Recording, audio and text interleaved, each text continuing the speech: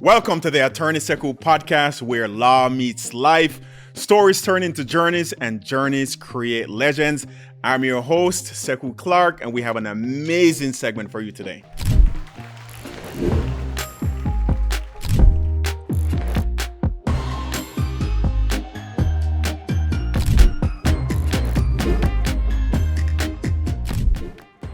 All right, so here we are, and I want to share this story with you. It's an immigrant story, and it's just heartwarming. It's so compelling.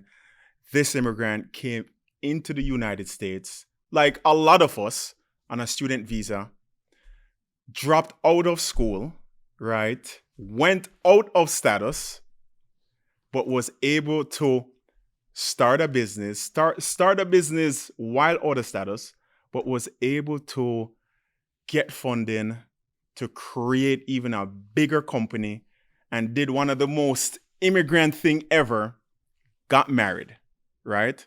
This immigrant believed in himself and represented the true spirit of immigration and was able to climb his way through, right? Regain his status, create a company, and is now the vice president of the United States. Ladies and gentlemen, Elon Musk is the story that I love to share as an immigrant story, and we all forget it. And it's so unfortunate that when we think of immigrant and immigration story, you do not have in your mind somebody that looks like Elon Musk, that is now the richest or one of the richest men in the world. So, I mean, great story, but let's fast forward to 2025. We have seen the purchase of X, right? Well, Twitter, right? We've seen the purchase of Twitter. We've seen the evolution of SpaceX. We've seen the rocket that was able to go to space and actually come back and be caught by almost some like two little fingers. I mean, visionary. Right? We've seen Tesla, we've seen the Cybertruck, we've seen the growth, and then now here we are in 2025, actually a part of the government, being able to be in the Oval Office with his son, right? In a t-shirt only an immigrant could achieve this feat of being in the Oval Office in a t-shirt and a baseball cap and being able to tap the president on his shoulder and it's like, yeah, I need that 22 billion in government contracts. I mean, only in America, the land of the free and home of the brave. So I love that story. But here we are. President Trump, he was able to create, as you know, the department. It's not really the government, but it is kind of the government. It's watching over the government. DOGE, right? DOGE, right? And DOGE was created to pretty much govern federal spending, right? There are mixed accountability, right? And we all know government needs accountability. Everybody needs some kind of accountability, right? And we've had some mixed reviews as to how that is working out. I mean, some people says we might be getting a stimulus check as a result, right? But we've also heard that some of the statistics or progress has been not what we quite expected. But I had to start off this segment of immigration. That is the true immigration story of being able to enter this country, not being born here, and now you are standing next to the government and getting 22 billion worth of government contracts. Do not settle for less. Do not underestimate yourself on whatever goal that you are thinking as an immigrant or as a person. 10x it, right? All the way to the moon, space exit. It can be done. Elon Musk, the vice president of the United States. I mean, I say it in jest, but you know what I mean. All right, so let's jump into more immigration news. There will be travel bans coming, right? So you all know in Trump round one, there were travel bans instituted against, predominantly Arabic nations. Well, now we are learning, and it's still a developing story, that there will be travel bans coming up for Venezuelans, Cubans, and Afghans. So what does a travel ban mean? It doesn't mean that you aren't allowed into the country, right? But you will be limited into the type of visas that you will get if you're from these designated countries. And you will face significant and extreme scrutiny once you are entering the country. So Venezuela, I mean, it's very unfortunate because the Venezuelans in the previous administration was invited here on the parole program. They were also given temporary protected status, but no, that has changed. We will see what is the reasoning behind it. Because, I mean, if you know a Venezuelan, I know a lot of them work in my office, and they provide some of the best work ever. They're always highly educated, highly skilled, and they add a lot of value. So that's coming. In the other news, tariffs, right? This has been arguably one of the most floated around topics in the last month, right? There is no word that there will be a 25% tariff on Mexico, China, and guess what? Our neighbors, Canada. And we hear tariffs and we're like, okay, cool.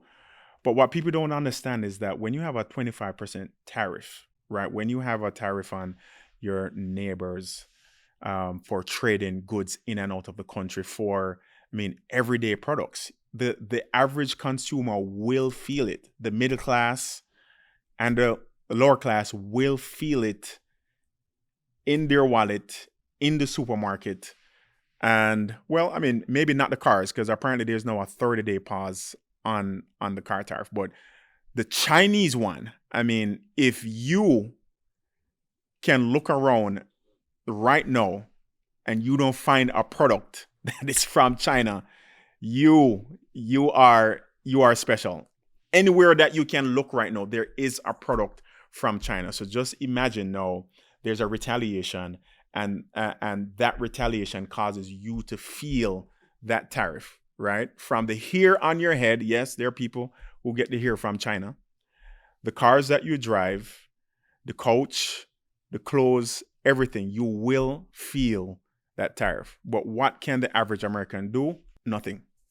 You just have to wait it out and see how this war plays out. In other news,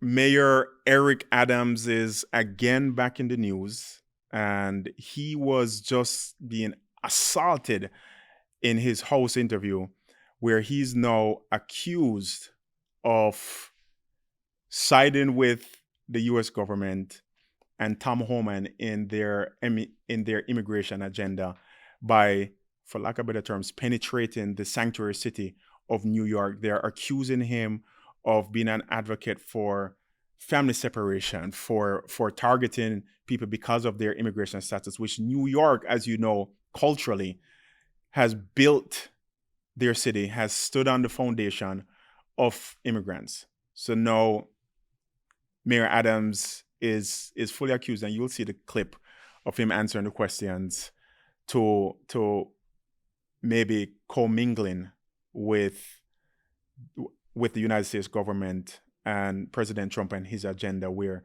immigrants are concerned. We'll have to see how it plays out. And on the other hand, we now have back in the race for New York mayor, former Governor Cuomo. So that's going to be interesting, because as you know, Governor Cuomo, he was ousted during, when was he ousted? He resigned, right? He resigned, I want to say 2 or 3 years ago. And now he's back running for mayor of New York. And that is going to be an interesting race to see what really comes out, and to see if immigrants will benefit, to see if business owners will benefit. Because again, New York has a huge impact on the U.S.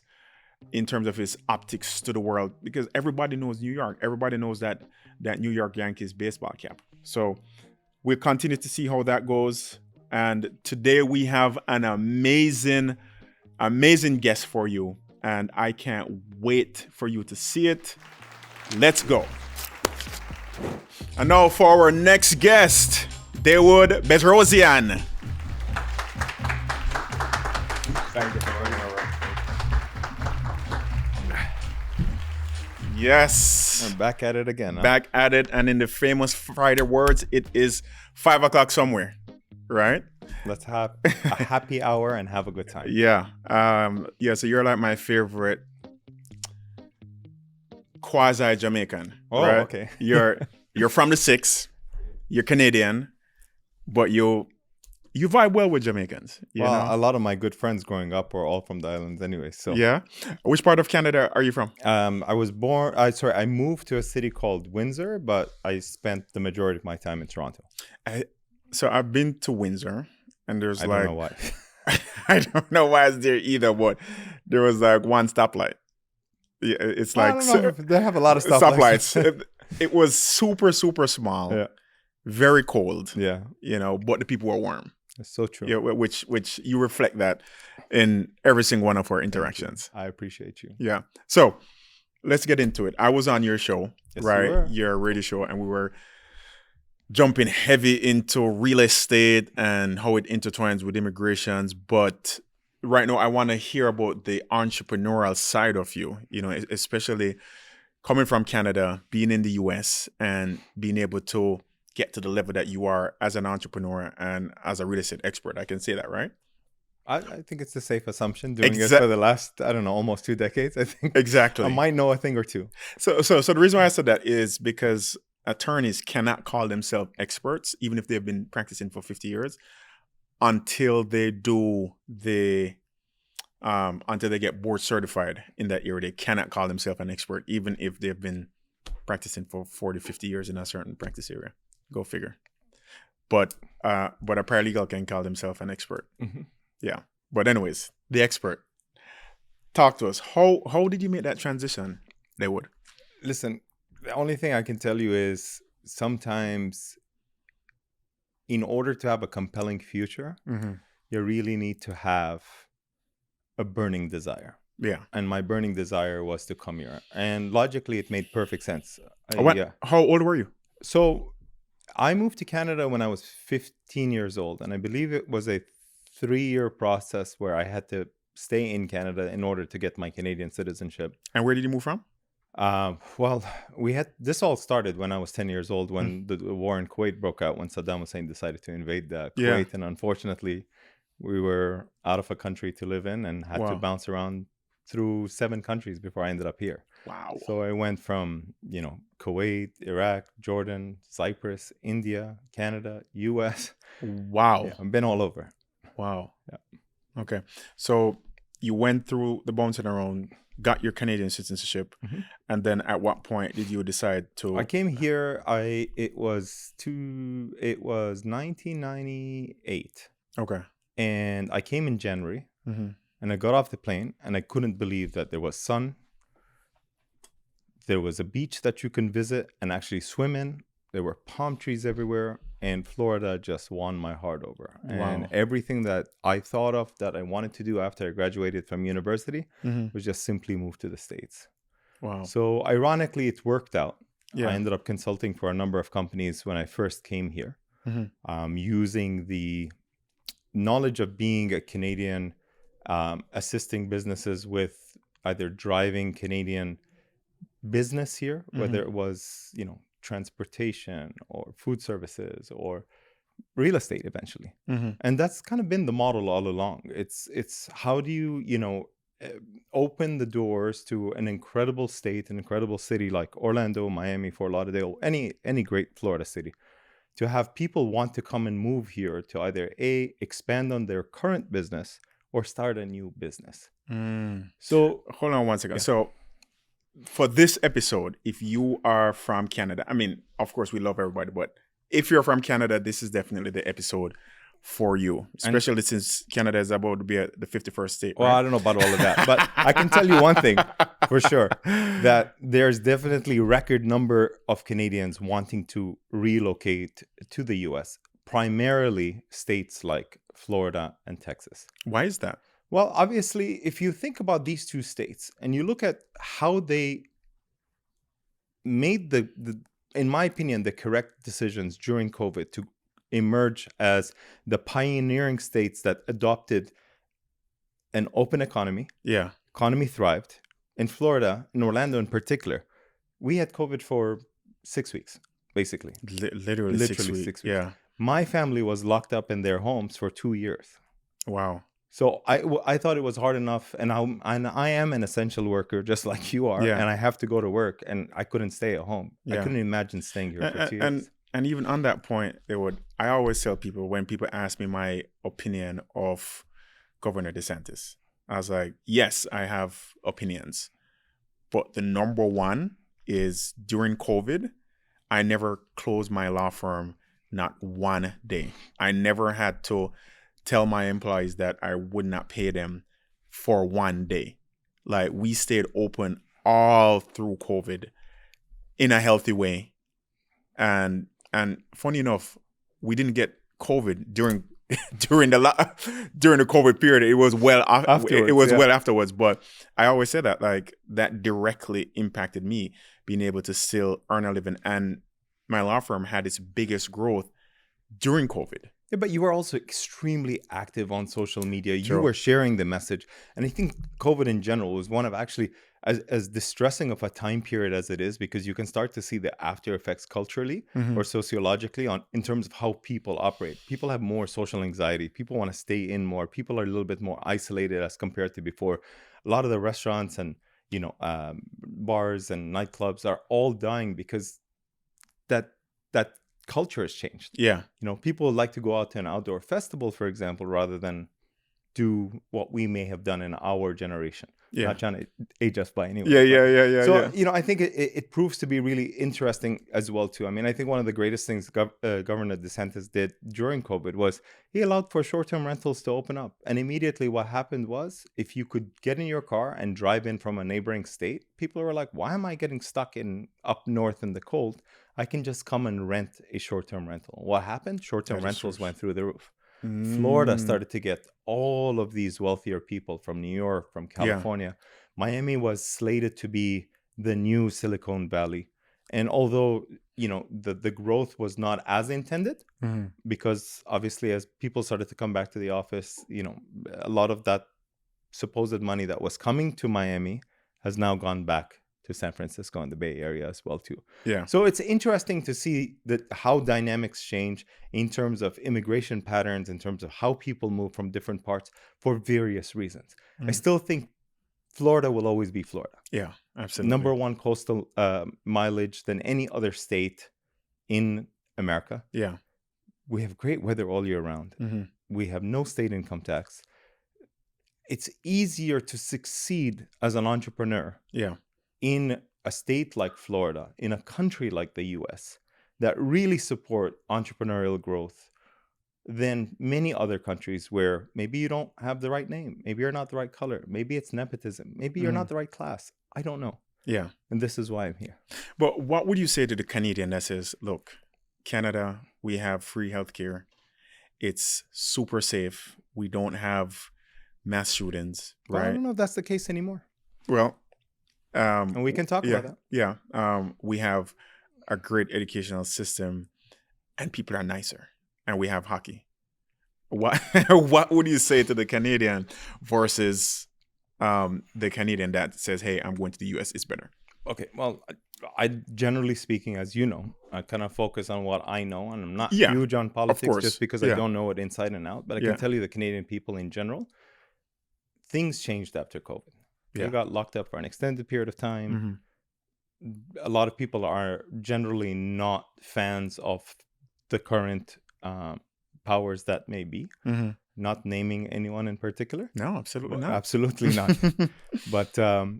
But as a result of that, I think a lot of people just got fed up, and they're like, look, we see a greater potential to grow our business. We see a greater potential to have a better lifestyle. We have a greater potential to put our kids into better colleges as we reside in these states that we want to move to. Yeah. And better than that, it's a cheaper cost of living. In general, I think it's a better life. And it's a lot more cheaper than being in Canada. And I have to tell you, the taxes are incredibly high. Okay. And the weather's not great. the people are incredible, but the best time to be in Canada is usually during the warm winter months. I still think Canadians are amongst the last of the Mohicans, as I like to call them, because they're just good people. Yeah, you know what I mean? That is true. And they're culturally diverse. They're very tolerant. But, on the flip side of talking about immigration, they let in a lot of people now and allowed them to work for 20 hours a week. Not enough to survive. So you find that the crime has picked up, and it's crime from a lot of, ethnic immigrants that have come. Yeah. That are maybe just frustrated with the situation and now are burglaring cars or breaking in homes to basically get the car keys and steal the cars and leave. And you're hearing this kind of stuff on the news. And the sad part about it is it's not the Canada that I know. Wow. So, we are starting to see this kind of like shift in immigration. Yeah. And it's a double-edged sword because, if you can, like Trump has just proposed, have a golden visa. Do you know how much money is going to come in from other countries to want to be able to have this citizenship? Absolutely. And actually create new businesses, create new opportunities, create new jobs, and more importantly, drive more taxes for whatever city, state, county that you're in as well too. So absolutely. Yeah, I'm definitely a big proponent for immigration. I would, as much as I think it's really great to help the welfare of people coming in from, for example, war-torn countries. I know I was one of them, so I'm grateful for that. But at the same time, I really think that, if you do have the right to come here, and if you do come here, you really need to do whatever you humanly can, because you're not going to be able to make it anywhere else in the world like you can here in the U.S. Amen. That is true. That's 100% true. I always say, to be an entrepreneur, right? Personally speaking, there is no other country that will give you the resources, that will give you the freedom to actually thrive as an entrepreneur without a lot of red tape. You can literally just open up an LLC with, it costs what, like $125 or how much ever it is, and grind, put the work in, put the time in, and be successful.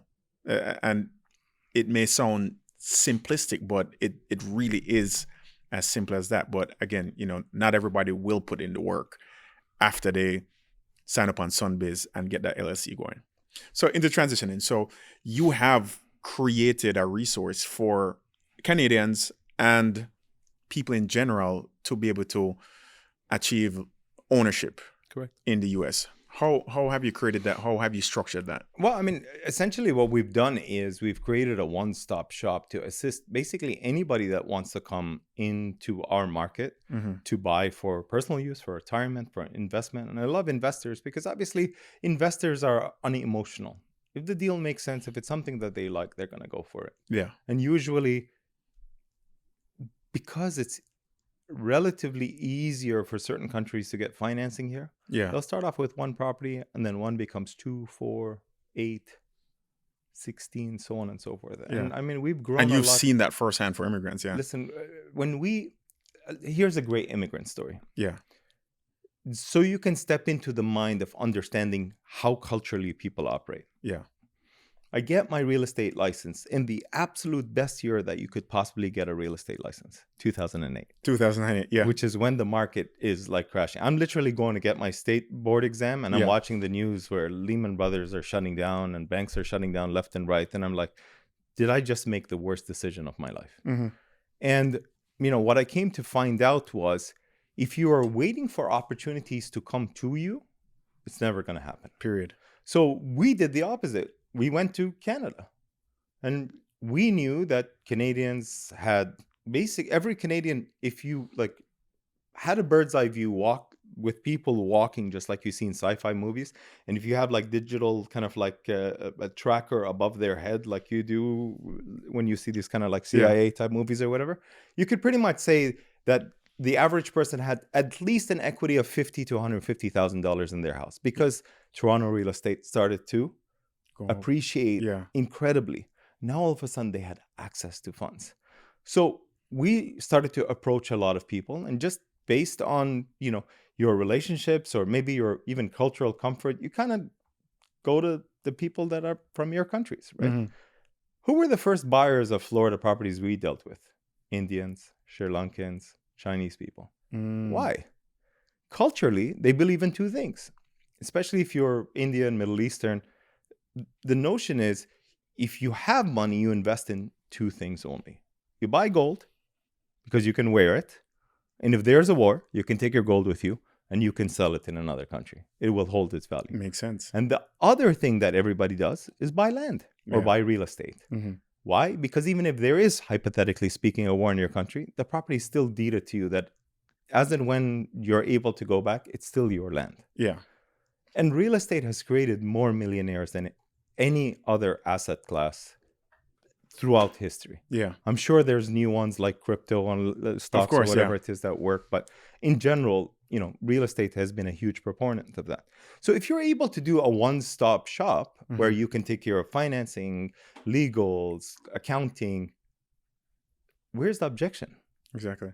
But here is my question for the people who say, wow, you're talking about real estate and you're talking about financing. How can somebody that doesn't live in the US get financing from a financial institution in the US? How does that work? It's quite simple, actually. Yeah. Let's take the Canadian example. Yeah. Okay? Probably the most favored until maybe last week, foreign nationality in terms of doing business with the US, right? Because I think a lot of the Canadians are worried about all this tariffs that they're going to be getting, as well as a lot of the Americans here. So hopefully it doesn't go through, and we can have a better economy. But I'm not a politician or an economist, Absolutely. so I don't really know. Yeah. But so, I think what happens is the biggest hurdle is a lot of people don't believe that it's possible for them.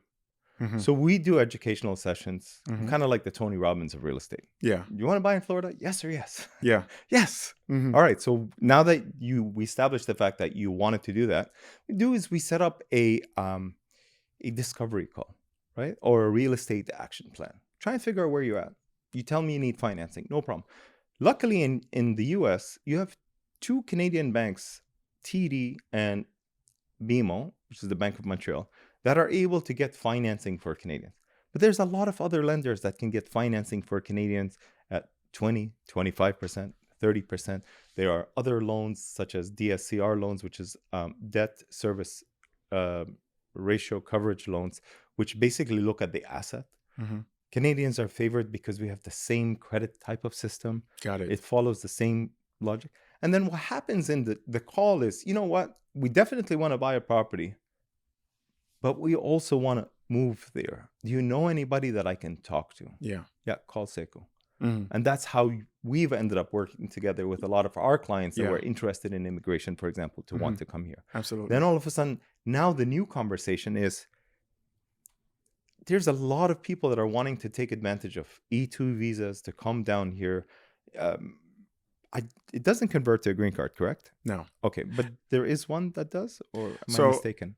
So the EB5, that's a green card, and then there's the L1. I mean, it isn't an investment, but it's bringing your business here. Yeah. But the E2, it's still a great tool. And I always explain this to my clients. And lately, a lot of Jamaicans and a lot of Caribbean people have been taking advantage of it because, as you know, what it allows is for you to own at least 50% interest in a business, right? And you're able to get that visa, which allows you to enter the US, work in that business, bring your spouse and children under 21, and stay here for 3 to 5 years. But it opens the door for you to create a network, plant your roots, have your kids go to school, and find other ways to which you can actually get that green card. Or you can upgrade that E2 to an EB5, where now your business has grown, so you can invest 800,000 or $1,050,000 and then get your green card. So that's a road. Or that business that you created, that they invested in, you can have your spouse, right, then now work for that business under an EB2. So the business is now petitioning for your spouse. Yeah. So it can convert. It's just a different type of strategy, but it is a way into the country legally and for you to actually start a life. It's so true. I mean, that's basically what happened with me. What I think I would like to share with your audience is, I think as an immigrant coming here, the frustration of being on a visa for a limited time, no matter which one you're on. Yeah. A TN, is a perfect example. Mm-hmm. It used to be 1 year renewals. Yeah. It got pushed back to 3 year renewals, if I'm not mistaken. Correct, yeah. I don't know where it's at right now. Yeah.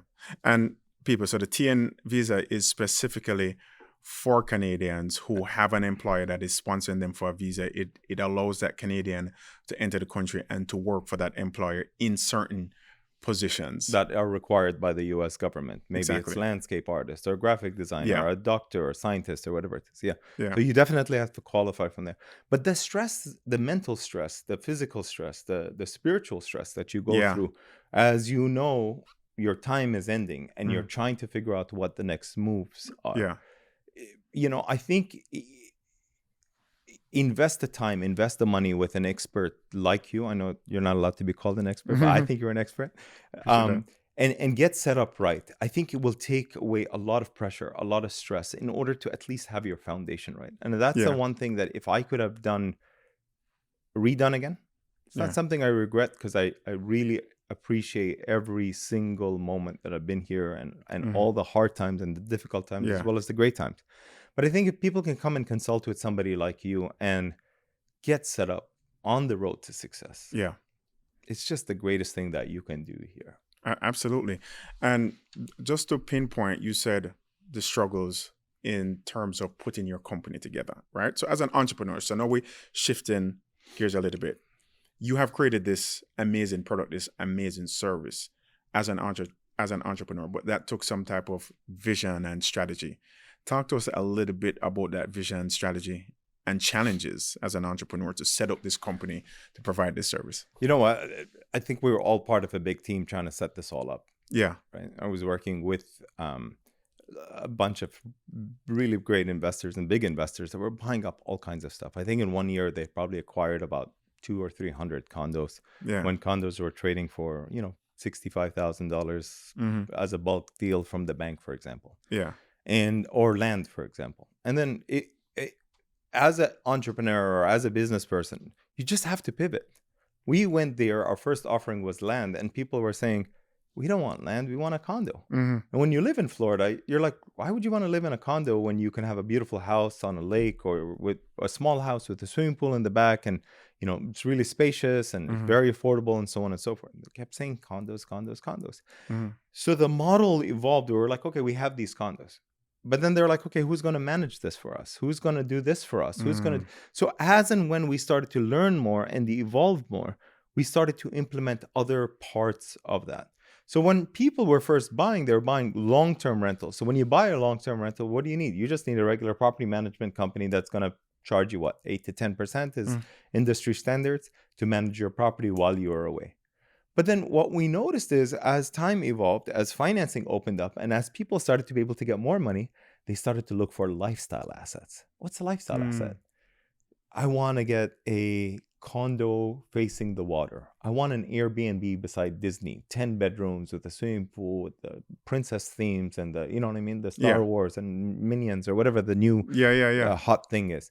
So as and when that happened, you'd always hear people say, well, I want to buy something, but I want to use it whenever I can. And at the time, that Airbnb model wasn't really out there. Correct, yeah. I think there was a movie that came out a couple of years later about house trading or something or the other. I can't remember who was in it, but it seemed like a foreign concept to be able to trade your house. So I'd come and stay in your house in, for example, I don't know, Jamaica or something or the other, and you would come and stay in my house in Florida. And thank God we have this Airbnb model. So people started to actualize being able to go out and buy a portfolio of properties that they could keep in a rental pool on a short-term rental basis. The owners could come and enjoy it. Their families loved it because they're in their Florida home and they're essentially living the Florida dream, or better yet, the Canadian lifestyle. Because every Canadian wants this exact same thing. I don't care if they tell you they like the snow or not. I promise you, they all say the same thing. This is going to be the last winter I'm going to be in this cold place. And when they buy these houses, they take advantage of these properties here. Yeah. So, it's evolved. I think with the relationships that you have, with the contacts that you build, it opens up doors for other investments. Yeah. Maybe you can start to pull people together for commercial investments, for, Got it. multifamily bulk buys and so on and so forth. So you and your team really created this portfolio of offerings based on fulfilling a need, like any type of great entrepreneur, any type of visionary, is you see a need and you fulfill it and you just duplicate it, right? And plus, you're also a pretty cool guy. Well, thank you for that. But let's look at the challenge of that. Okay. Right? So we have the ability to sell 126 townhouses down the street from Champions Gate, 9 minutes away from Disney. All the key places. We're ready to go. We're gearing up. It's February. Yeah. 2020. I love it. March 13th comes around and the whole world shuts down. So we had to put the project on hold. Yeah. Then lumber costs went up 300%. Oof. Then people can't come and see these places. So thank God for Zoom, because I must have done about 400 Zooms to be able to sell out all of this project, being able to offer a one-stop shop through Zoom. So you just have to literally pivot. Yeah. I can promise you, nobody came down to see any one of these properties, right? Till the borders opened up, they were able to cross. So you just have to adapt. Not every circumstance is going to be that way. I don't even know that I can pull that one off again. So, I mean, I'm sure you could if the right circumstances push you against the wall. Exactly. Right. And it's any great businessman and any great entrepreneur is being able to see a trend coming, be able to be proactive, but actually reacting to it, right? And being able to, as you said, pivot and still hit your goals, but in a different way. Well, talking about hockey or one of the greatest Canadian quotes from the greatest Canadian hockey player, Wayne Gretzky, used to always say, you don't want to skate to where the puck is, you want to skate to where the puck's going. Wow. You always want to be ahead of a trend. You never want to follow a trend. Exactly. So the early adopters are the ones that reap the best benefits. Absolutely. What would you say to Canadians, right? Like, what strategies would you recommend to Canadians who are trying to invest in the US or are trying to purchase real estate in the US right now? So I like to use a term called end investment. Okay. And I'm going to spell that out for you. It's E-N-D, not I-N investment. What do I mean by that? Well, when we sit down and we do a real estate action plan, I'm sitting down and talking to you. I'm not really interested at first to know really what you want. I really want to get to know you. What's your story? What are your goals? What are you trying to do? Because we might be talking about a specific type of investment, but your goal is not to have that kind of an investment, or a retirement home, but you're not ready to retire, or a vacation rental property, but you're never going to use it. Yeah. So depending on what your end goal is, we will approach the situation that way. When we approach that situation that way, I often, like I say, I keep hearing this more so in the last 6 months, 12 months than ever before. Yeah. Hey, do you know a lawyer that I can talk to? Because I'm really considering moving here as well too.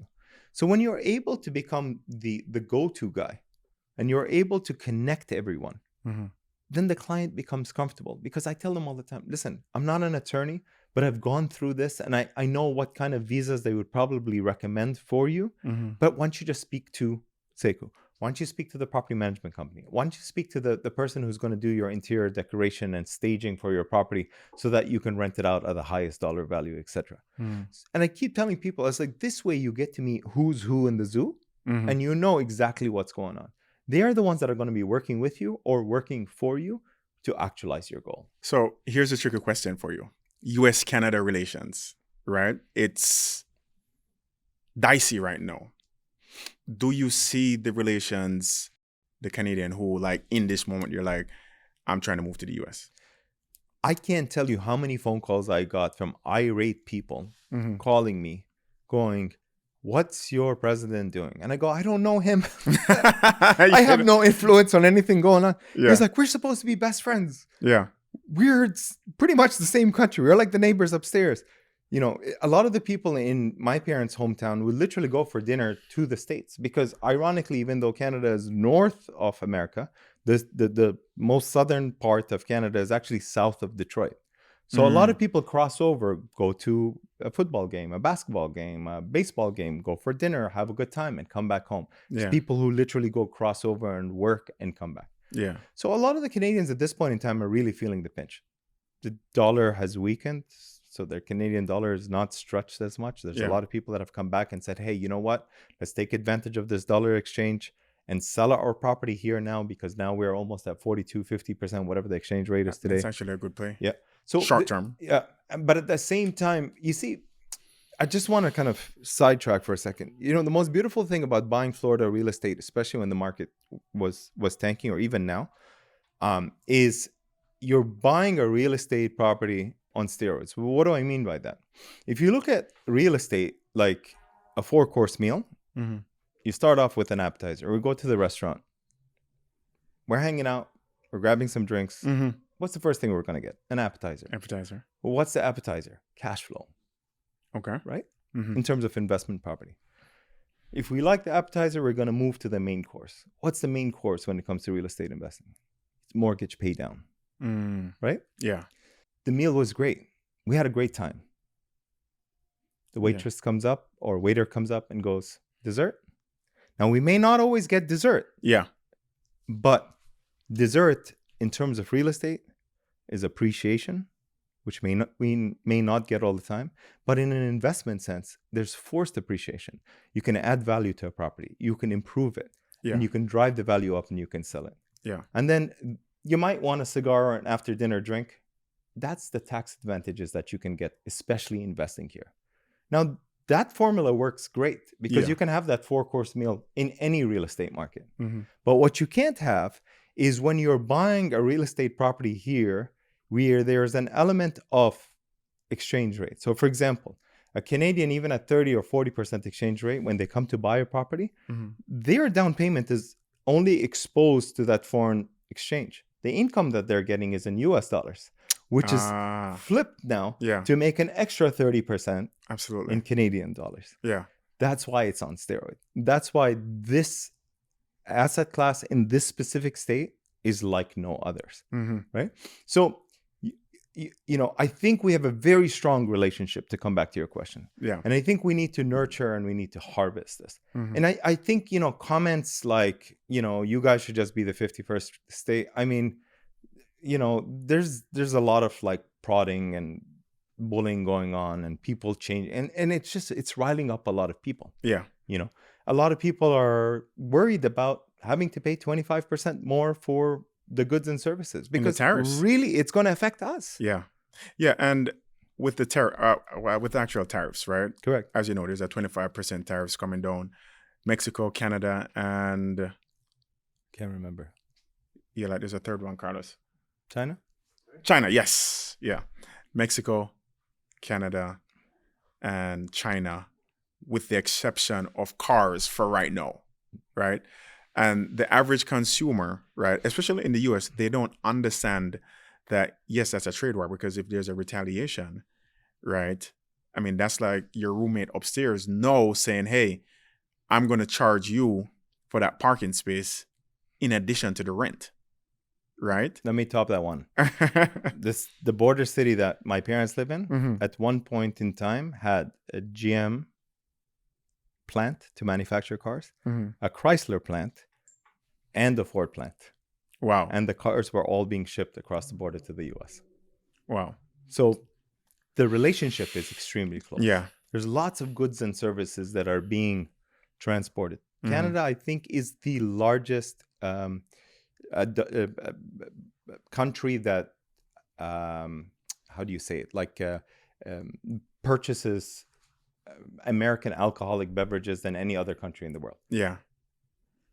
When you went to the LCBO, which is the government-run Ontario liquor store, all those American products were off the shelf. So no Jack Daniels or whatever it is that you would typically buy. Wow.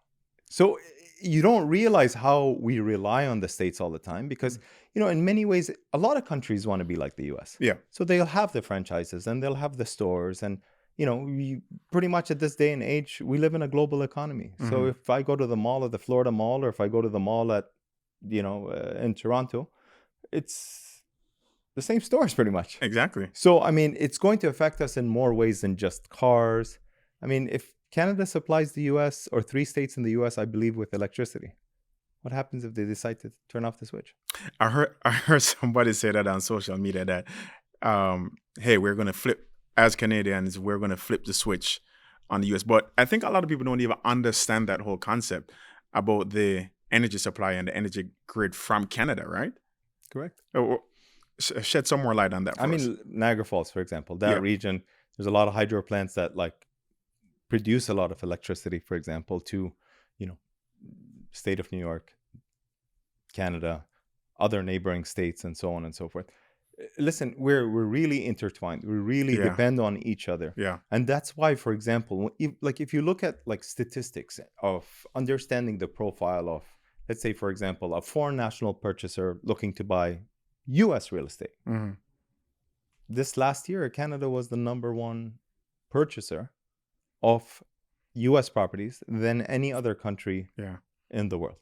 That's so true. And to your point, right, since COVID to now, it's the biggest increase in Canadian clientele that I have had, right? And it's a double-edged sword, right? Because a lot of Canadians, they think that they're Americans. So they come and they say, hey, yeah, I don't need a visa to come here, and I stay. And then they stay past the 6 months. And you get double taxed. And you're out of legal status. You're out of legal status. So then they call me and they're like, hey, can I just change my status? Like, I'm going to get married to a United States citizen. Please don't do that for all the wrong reasons. Please don't. Exactly. But then I tell the Canadian person, I say, hey, yes, you didn't need a visa to enter the country, right? But Canada is a part of the visa waiver program.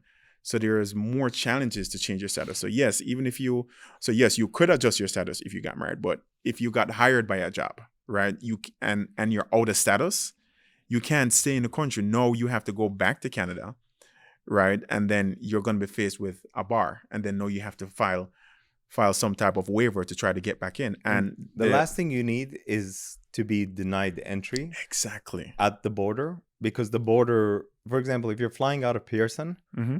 U.S. Customs is in Toronto. So that part of the airport is essentially U.S. property. Mm-hmm.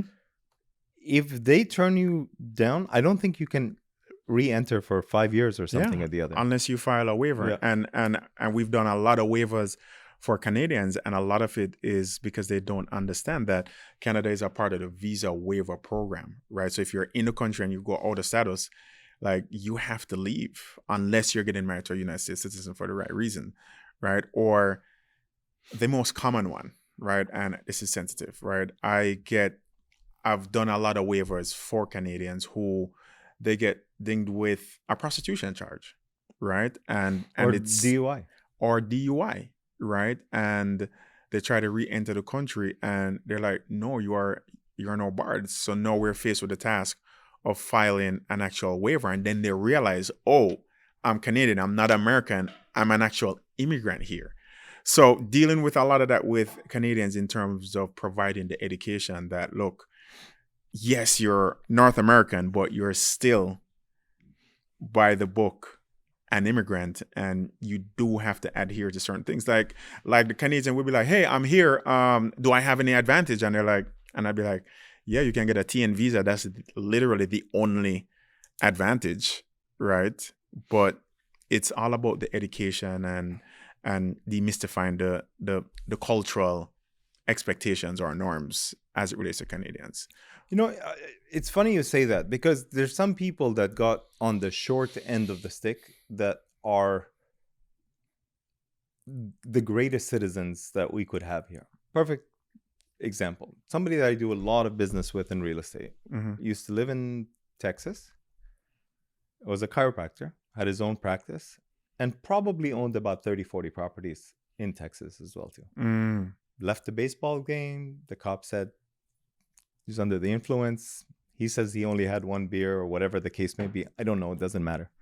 Got deported. Yeah. Still owns the properties. Mm-hmm. Just little mistake. Yeah.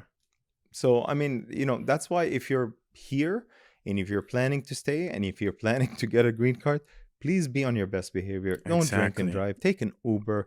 Do the right thing. Yeah. Don't get arrested. You know what I mean? Just be on your best behavior during this time period until things can open up and, fare better for you as well too. Yeah. So a couple questions for you, just business strategies, right? Startups and scaling. What are your keys to startups and scaling as a businessman, businesswoman in the US? I think you really need to understand what industry that you're in. I think you really need to try and find out what you're really trying to achieve. And I really think your goal needs to be so big that when you scale, you start to look at things differently. I'm reading a book right now by Dan Sullivan and Dr. Benjamin Hardy, I think it is, who is an Orlando-based that's author. Scale Up. No, it's 10x is easier than 2x. Okay. Yeah. And what's interesting is a lot of people come here and they're trying to expand and do more of the same. So if I was to ask you this question, Sekou, if you were to 2x your business, what are some of the things that you would do? More clients, more marketing, but you're only doing double the work of what you're already doing. Correct. But if I was to ask you, what would you need to do to 10x your business? Now, all of a sudden, we're not talking about clients. We're talking about buying offices in different parts of Florida, maybe having branches in different places. Maybe just like yourself, you have multiple businesses that all feed into this business, whether it's a consulting business, whether it's a sports management business, whatever the case may be. So when you're able to change that mindset, I think mindset is by far the number one thing. Yes. When you're able to change that mindset, you go from scarcity mentality to abundance. Because you're thinking about the restrictions of what I can do to be in the same arena of where I'm at. So taking real estate, I'm a real estate agent. I sold 100 properties. What am I going to go and do? I'm going to go sell 200 properties next year, hopefully for higher price points, hopefully for whatever it is, and try and do that. Well, all I'm doing is just killing myself. Yeah. Right? So what a lot of people end up doing is this, and this is the kind of advice that I like to give people. And this is not something that I've come up with. Somebody who I really admire, which is Myron Golden, did a nice talk on how to turn your annual income into your monthly income. And for a lot of people listening to that, they're like, how? I can't do that. I need to get a promotion, another job. But what ends up happening is in the beginning, you end up trading time for money. Oh, yes. As you start to grow, what you end up doing is you start unifying people. You start a real estate team. Yeah. You create an office. Yeah. You have multiple offices. But you're still capped because there's only so much output that you can do. Absolutely. And as a manager, there's a certain salary range that you can operate in unless you're a business owner. So then the next most important tool is the economy that we live in, which is not driven by currency and money, but relationships like the one that me and you have. Absolutely. And today, you can approach a Michael Jordan of the world just because you're friends on social media. Yes. Which you would never have the opportunity to do in the past. Yeah. So communication is one of the greatest tools to scale any business, whether it's a podcast, whether it's just communicating information to people. Because there's people out there that are silently stalking you, wanting to absorb and consume your advice. But this is not the 80s. People are not calling in a radio station to share their thoughts like they do on, exactly. on talk show, right? Yeah, exactly. But they're consuming their information. When they're ready, they will reach out to you. Yeah. So about 5, 6, 7 years ago, you would hear even the guys on, $1 million listing say, you can't sell a property on Instagram. I sure as hell can. Yeah. And I've done it over and over and over and over again. And that's because a platform like that can give you influence. It can allow you to share your expertise. And people, this is so interesting. Listen to this. My advice to entrepreneurs is to be able to communicate their message on every single platform there is. Because I'll tell you what happens. I'm watching your content as an immigration attorney. I personally know 4 other ones in town, and we're all friends. But when people are absorbing your video day in and day out, you're passively prospected you as the person that you want to work with. There's no interview. I don't go to listing appointments to get a listing. They're like, I've seen your videos. I like what you do. I just want you to do what you did for me. Exactly. Okay. But then the most important thing as a business person is that you have to realize income follows assets. Yeah. You invest in the business. That's great. That's active income. But the real estate that you buy is growing, is cash flowing for you, it's appreciating. And that's why wealthier people don't work for their money works for them. What, and I love that we're on this topic. What would you say to the people right now? Because there's a set of influencers, right, on social media right now who say, hey, buying a home, owning real estate is one of the worst things that you can do because you now have to buy this property, right? There's insurance, there is sales tax, correct, property tax, and you pay this mortgage year in, year out, and you're not guaranteed appreciation. And it's better off just renting, and it's less headache. You don't have to deal with maintenance. What would you say to that person? You know what? I know you're going to expect the typical real estate answer from me. No, but I'm going to give you the truth. Yeah. I talk to my clients and I go, listen, I'm the weatherman. A hurricane's coming. You can't hate me for it. I have no control. My job is just to give you the information. But if I give you educated information, like a hurricane is coming, you will know what to do. You can evacuate, you can prepare, you can buy a generator. And in the same breath, I can do the same thing too. Naturally, people are listening to all this fear mongering. And in a typical, audience perception, they're going to probably expect me to say, now is a great time to buy real estate, or don't listen to that, don't rent, buy. I'm all for renting. Why? Because usually your primary asset, your home, is more of a liability than an actual asset. Because every time something goes wrong in your house, the garage door doesn't work, the bathroom, the plumbing, it's $1,000. Yeah. Right? So you're getting appreciation in your own house. The only advantage that you have is that you're renting it. I mean, you're owning it. You can rent your own primary residence. Like, for example, Grant Cardone promotes this all the time. Yeah. And then have all of your investments that actually make you money, because they're actually vehicles for wealth creation. So from that perspective, I would agree with that statement. And it's not a bad statement. But then once again, what's your end investment? What's your goal? What are you trying to create? Exactly. If you're looking for an investment property for you to use, yeah, some months are going to be busy, some months are not. Because depending on where you're investing, there's seasonality. Yeah. Orlando, for example, has less seasonality than, for example, a ski lodge or owning a cabin in Aspen or something or the other, just because the times our economy slows down is essentially when the kids go back to school. Yeah. So January and then August, And September. August. Yeah. But then it picks up again, right? A lot of people will tell you now's not a good time to buy because the interest rate. Yeah. Then they wanted to wait for who the next president was going to be. Yeah. Now they're waiting for the interest rates to go down. But you know what? As a real estate investor, what I know is there's a lot of people that are hurting that need to sell their properties. Yeah. You can negotiate today a much better deal than you could when the prices were cheaper during COVID, because there was multiple offers then. Yeah. You go to a new builder or a new build home from a national home builder. Yeah. You can expect $20,000 to $45,000 in incentives and discounts that you can get today. Yeah. Why wouldn't you take advantage of this market? Exactly. Guys, you're worried about the interest rate? No problem. You're not in Canada. In Canada, the mortgage is a revolving 5-year mortgage that needs to be refinanced every single year. And there's prepayment penalty. I know. As I was talking to a really good friend of mine, he's Canadian, right? And they purchased their property. And the first 3 or 4 years, he was paying 2% interest. And then by the 4th, 5th year, it's now up to 7%. And I was like, holy shit.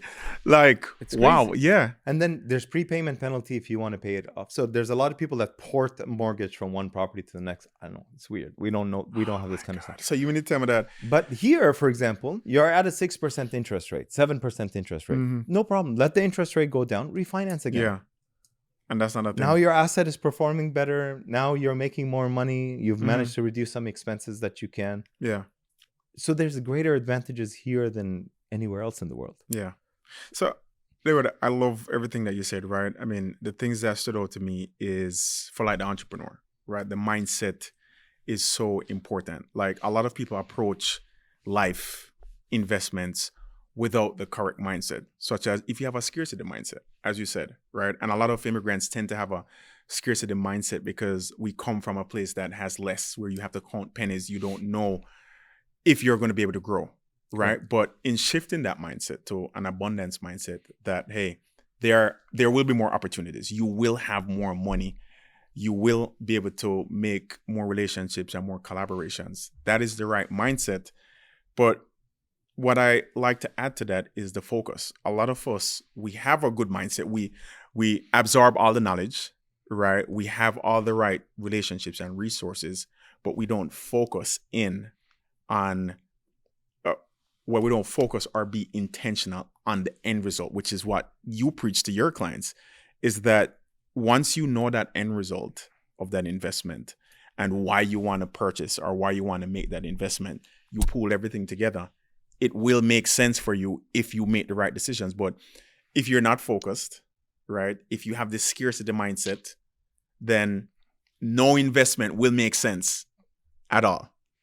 Love that. I'm going to tell you 3 things that I just realized as we're talking are essentially the mantras of my life. And I never thought about this until now. My favorite quote that I live by is a quote that changed my life by a Floridian who no longer is with us, which is Wayne Dyer. Wayne Dyer said, when you change the way you look at things, the things you look at change. Yeah. When you understand that, and then you add to exactly what you said, wherever attention goes, energy flows. Yes. And results shows. Yes. Right? Yeah. And then the last thing, which I know it sounds a little woo-woo in the day and age that we're in, but it's definitely becoming more and more and more commonplace. You can look at it from a spiritual or a biblical text, ask and you shall receive, or you can say manifest. Exactly. Right? And I can just tell you one thing. You know, we approach life the wrong way. Yeah. And I'm going to give you a colloquial example of this. You don't win over the love of your life. You attract them to you. Yeah. Right? You have to become the person who you want to attract. Yeah. And they can see that, and that energy level resonates with you. You need to become that person that the people, when they're dealing with you, they understand success breeds success. Yeah. And I can dig down into that. People don't want to put in the work to become that person. They don't want to gain the knowledge. They don't want to go out and seek the information. They don't want to put into the work. They want it to be ready-made. I remember when I just started my firm and it was just me, right? And I named it the Sekou Clark Law Group. And a couple people, they laughed at me. A couple of attorneys, they're like, bro, you can't be a one-man show and name it the Sekou Clark Law Group. And I'm like, you had a bigger vision for what you were going to create. Exactly. Can I tell you a beautiful story? So when you change the way you look at things, the things you look at change. Yeah. I'm going to use my life as a testament to exactly what I'm talking about. Because, you know, people always talk about theories, and I hate theories because of one reason. It sounds good if you can adopt it, but a lot of people don't know how to adopt it. I like to share tactical, strategic things that you can actually adopt. Yeah. You see, in my old life, in order to become better or more successful, I had to do more of the same thing that I was trying to do. And then one of the clients that I worked with just believed in me so much. And he goes, I just want to go and do this business with you, which is essentially creating a real estate fund for various investments that we're interested in. Yeah. And what's interesting is you try and you get a lot of no's. He asked me to participate because of my relationships. Wherever I go, I know lots of people, and lots of people like me and want to do business with me. And you know what it is? People do business with people that they like. Absolutely. 4 solid investors back to back over a course of 3-4 months. And we have a sure shot with this one group. It's going to work. They're interested. They're ready to go. Unfortunately, their accountant jumps on the call. And, you know, accountants can, just like attorneys can, not a knock against you, really complicate a deal that could be really simple. And I understand why they're doing that, because everybody's degree of ignorance is the best of what they know, right? Because that's their maximum degree of knowledge. So the ignorance is actually the couplet of the advancements of the same knowledge there, because you're not able to maneuver or adapt like an entrepreneur. Life has a funny way of working itself out. Just happened to be on a friend's yacht in Miami. And I'm like, hey, you know what? I had a really great deal. You should have jumped on this. and I should have given it to you, and I can't believe that I forgot to think about you. But it's too late now because it's not going to work out. Mhm. We're moving forward on Tuesday. And he goes, don't worry about it. I know we're going to do this again. Tuesday meeting comes around. Meeting's done. Wednesday, we got on a call. Like, we're not moving forward with the deal. Damn. What do I have to do? Tail in between the legs, go back to the guy and be like, remember that deal I told you about? Now, imagine the ask. The ask is, not only are you going to participate and be interested in the deal, but I also need X amount of dollars in 2 weeks because we're closing in 2 weeks. Woo. Right? But when the universe wants to align the perfect alignment of stars, opportunities, and blessings, all you're going to get is an abundance of them. Moving along, try to do other types of investments and opportunities like that, just to hit a brick wall. Yeah. Yesterday, sat down in a meeting.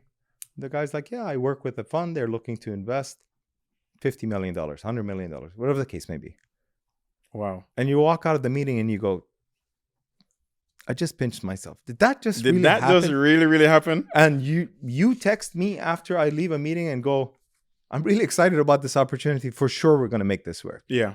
So I think you really need to be the right person in the right place at the right time. And I think you need to have an expansive mindset in order to create far beyond what you believe to be true. You see, when we create from our future self, not from the present self. This guy right here Exactly. doesn't know how to be Superman. Yeah. He just knows how to be Clark Kent. Yeah. That's heavy. That's heavy. All right. So as we wrap up, Dawood, what would you tell your 18-year-old self? If you could go back and tell him anything, what would you tell him? I love this question. I actually had the opportunity to do this, and this is actually probably the most vulnerable moment I've ever shared on mic. So, and I'm happy to do this with you because of our friendship for such a long time. I think what I would tell my younger version of myself, who's probably sitting on a couch across from me, that was just looking for guidance. It was just looking for mentorship, just looking for someone to flash a light down a path and go, walk. I'm not going to give you all the ways, but I'm here. I'm holding you up, right? I became that person in spite of the circumstances, in spite of not having the mentorship, the person to hold the hand, because they came in many different ways. Because when the student is ready, the master always appears, right? So when you're operating from that mindset, what I want to tell the younger version of myself is, I got you. I'm going to pull you along the way right now, and I'm going to show you the life you've always wanted to have. That's That's heavy. what I would say. That's heavy. Dawood, thank you so much for coming on, my brother. man. I appreciate it. Yeah. This has been a great honor. Yeah. And here we are with another vibe of the week. And what has been in my mind all week is this quote: don't be afraid to give up the good to go for the great. What did I say? Do not be afraid to give up the good to go for the great. And what does that mean? It means you are in a situation right now. It could be a relationship. It could be a career. It could be a business. It could be a sport. And yes, you're doing good, right? You're doing good, but deep down, you know that there is more. Deep down, you know that there is another level that you can get to, but you're comfortable, right? Everything is good, right? You're paying your bills. You are feeling good. You are excited, but you know deep down that there is greatness. But a lot of times, in order to get to that other level, in order to get to greatness, in order to meet that person or be in that situation that is right for you, you're going to have to take 2 steps back, which is you're going to have to get rid of the good, because sometimes the good can actually be a distraction, right? The distraction of the good prevents you from getting to that next opportunity, from getting to that next relationship, from creating more resources, from creating more circumstances. Because guess what? In order to get to the great, you are required to become a different person. You are required to be the better version of yourself. The good person in their 20s cannot be a great person in their 30s. You're going to have to become a different person in your 30s. You're going to have to become a different person in your 40s. So don't be afraid to take 2 steps back, to really sacrifice your situation right now when you know there is more potential, when you know that there is another level for you to achieve. It may hurt short term, but in the long run, you will be the best version of yourself and doing yourself the best justice. And that's my Bible belief.